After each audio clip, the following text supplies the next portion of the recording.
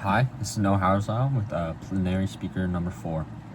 My first main takeaway is how immigrants were also in the Bible a lot, and a lot of people in the Bible were immigrants, just like how Abraham was one. He immigrated all over the place. He was born in Ur or whatever, and then he immigrated to the promised land and the land that God gave him.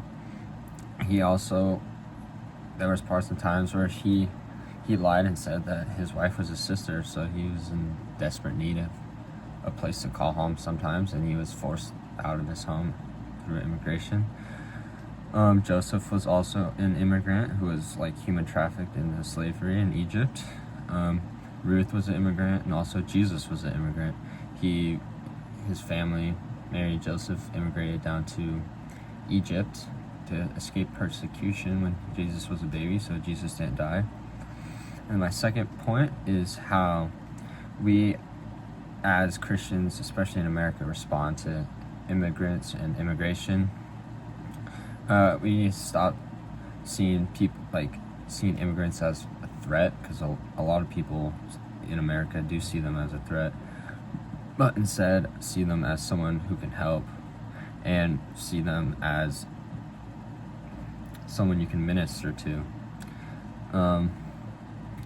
And it's easy to say that you don't want immigrants here if you don't know them, but once you get to know them, they're still people. So yeah.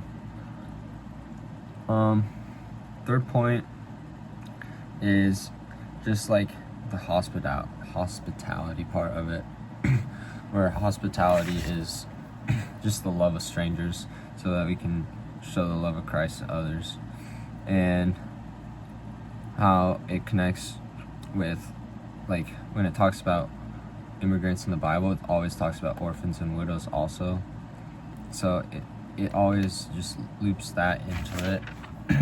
And I thought that this was kind of crazy facts, is how there's 300 unreached people groups in the US who are all immigrants and stuff, so that there's plenty of ministry that can happen in the US still.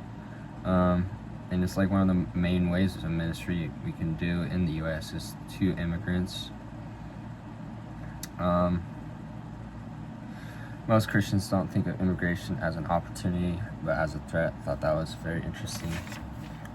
But I also really thought it was liked how at the end he talked about the illegal immigrants, and how you still have to be subject to authority.